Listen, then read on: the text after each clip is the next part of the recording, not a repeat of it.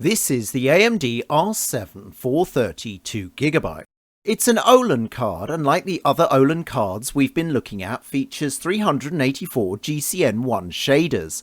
However, this model has a 128-bit memory bus and 2GB of GDDR5 memory, the full package as it were. But is it worth 36 Great British pounds, around $45 US? Will the extra memory bandwidth give this card more performance over the other Oland cards, and can it beat a Quadro K620? Let's find out. Our system specs are unchanged from last time, so we have a like-for-like comparison with the Quadro K620 and Radeon R7 250. Checking the specs in GPU-Z, we see that the 128-bit memory bus and GDDR5 memory clocked at 1100 MHz gives this Oland card a whopping 70.4 GB a second of memory bandwidth, which is more than twice the R7 250's 32 GB a second, or the K620's 28.8 GB a second. Core clock speed is 730 MHz, boosting to 780 MHz. I've left this unchanged for this test, you'll soon see why, but the R7 430 has the lowest pixel and texture fill rate out of these three cards due to its lower clock speeds. On to Heaven 4.0, but before I talk about the benchmark, look at the temps for the R7 430, and that's with a fan on 100%. This could be a bad heatsink mount, but I didn't want to dismantle it, so I left it alone. With these temps, I didn't want to push the clocks any higher than they already are. In the benchmark, the R7 430 delivers an average frame rate of 37.9 FPS and scores 954 points. Comparing this to previous cards, we see that the AMD R7 430 provides a nice performance bump over the R7 250, being nearly 30% faster in Heaven. However, the Quadro K620 is around 20% faster than the R7 430.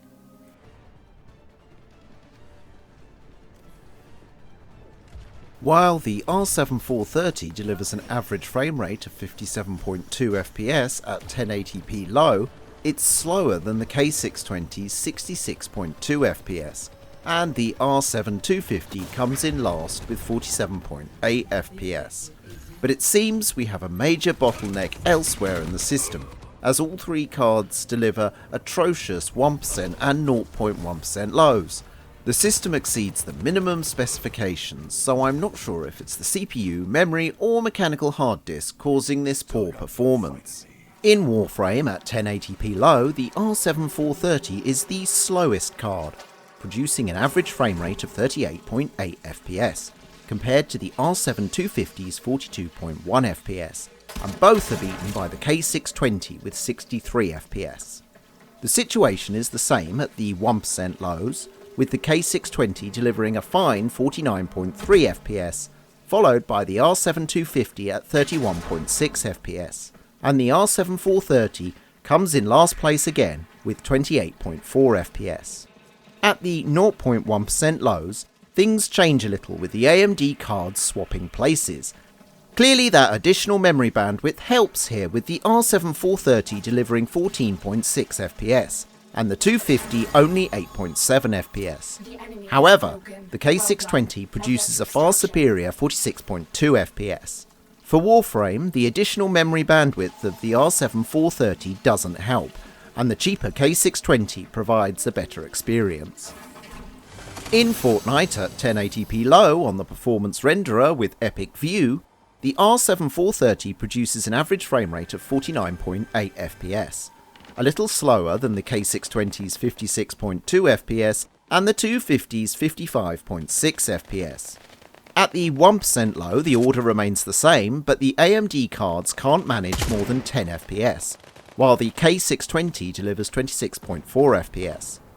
At the 0.1% lows, the K620 and 250 are tied with 7 FPS, while the R7 430 drops to only 1.6 FPS. It's stutter night all round. Once again, the R7 430's additional memory bandwidth doesn't help, and its lower clock speeds means it performs worse than the other cards.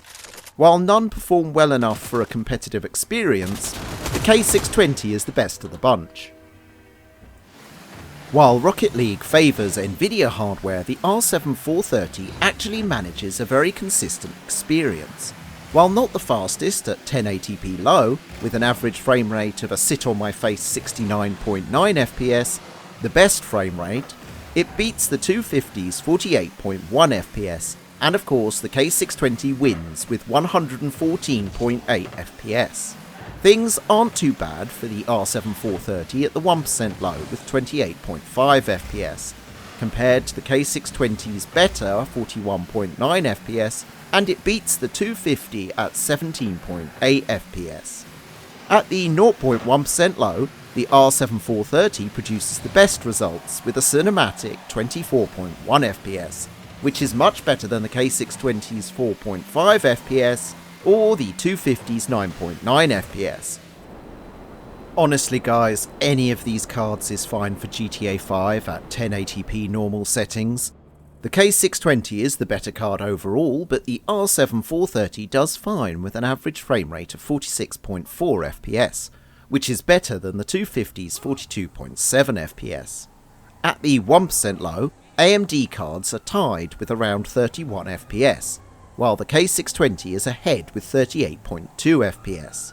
At the 0.1% lows, the R7 430 produces the worst result with an OK 24 FPS. The 250 is at 29.7 FPS, and the K620 wins with 36.3 FPS. In GTA 5, we see that the 15 Great British Pound K620 delivers a better experience than the more expensive R7 430. Memory bandwidth is clearly not everything in this title, and the newer architecture and faster clock speed of the Nvidia card gives it better performance. Battlefield 1 at 1080p low is another title where the R7 430 produced a more consistent experience than the other cards. While the K620 produces a better average frame rate of 30.7, the R7 430 is essentially tied with the R7 250 at 26.3 FPS. At the 1% low, the R7 430 produces the best result with 20.1 FPS. Not great, but better than the K620's 18.9 FPS and the 250's 12.1 FPS. At the 0.1% low, the R7 430 is way ahead with 17.8 FPS, followed by the K620 at 10.6 FPS, and the R7 250 in last place with 4.6 FPS. Clearly, Battlefield 1 is another title that likes a lot of memory bandwidth, as that's the R7 430's only real advantage over the other cards. In Apex Legends at 1080p low, with adaptive resolution targeting 30 FPS, the R7 430 essentially performs the same as the R7 250, producing a slightly lower average frame rate of 26.5 FPS compared to 28.6 FPS. The K620 is ahead with 31.7 FPS, and at the 1% lows, the AMD cards are tied at 19 FPS, while the K620 manages a superior 26 FPS. At the 0.1% low, the AMD cards are again tied at 17 FPS, while the K620 delivers a better 23.7 FPS. In Apex Legends at these settings, the R7 430 has no advantage over the R7 250, and once again the cheaper K620 is the faster card. In Dota 2 at 1080p medium-low settings, the R7 430 produces the worst result, with an average frame rate of 58.8 FPS, compared to 70.3 FPS for the 250 and a massive 104.4 FPS for the K620. At the 1% low, the 430 is 20 frames per second behind the others, with 36.2 FPS, while the K620 and 250 are tied at 54 FPS. And at the 0.1% low, it's the R7 250 taking the lead with 42.7 FPS, followed by the K620 with 32.2 FPS, and lastly the R7 430 with only 26.6 FPS. All three cards were fine for Dota 2, I had no issues playing around on the R7 430, but the R7 250 was more consistent and the K620 was the fastest. In Rainbow Six Siege at 1080p low, the R7 430 was once again the slowest card, usually, with an average frame rate of 36.3 FPS, compared to the 250's 40.1 FPS and the K620's 49.3 FPS. This order is repeated at the 1% low, with the 430 last with 28.7 FPS, then the 250 with 32.6 FPS, and finally the K620 with 40.1 FPS. However, things change at the 0.1% lows, with the R7 430 delivering a more consistent 27 FPS compared to the 250's terrible 5.6 FPS, while the K620 is still in the lead with 39.3 FPS. The Quadro K620 is best overall, while the R7 430 does produce a slower but more consistent experience than the R7 250 in Rainbow Six Siege. In PUBG at 1080p low with a 70% render scale, the R7 430 performs slightly worse than the R7 250, with an average frame rate of 32.3 FPS, compared to the 250's 36.4 FPS, and the K620 produces the best result at 47.1 FPS. For the 1% lows, the gap has narrowed between the R7 430 and the R7 250, but the 430 is still slower with 18.3 FPS, compared to 20.8 FPS for the 250, and the K620 produces a much better 29.5 FPS. For the 0.1% lows, the AMD cards are tied at 4.9 FPS, while the K620 produces a better 13.9 FPS.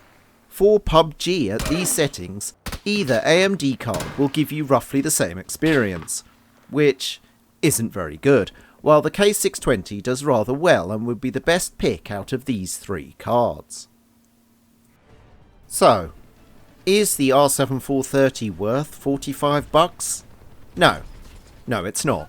This card fails to perform as well as the R7 250 in most cases, probably due to its lower clock speed, and the additional memory bandwidth is only a slight advantage in a handful of titles. My card ran exceptionally hot, meaning I didn't want to risk increasing the core clock to match the R7 250. I'm not sure if all R7 430s run this hot, or if it was just mine. The Oland GPU is just not fast enough to take advantage of the additional memory bandwidth, and you'd have the same experience on most of the other Oland cards we've looked at. While I was initially unimpressed with the K620's performance at 1080p, it's actually a much better buy than either the R7 430 or the R7 250, as it was generally faster across the board. Dropping the resolution to 900p might boost performance enough to make gaming on the K620 a much better experience, and for 15 Great British pounds, around $20 US, that's not bad. In the next video, I'll be finally moving away from mechanical discs and supercharging the storage of the Fujitsu with various SSDs and 16GB of RAM. So I'll catch you next time, Rammers.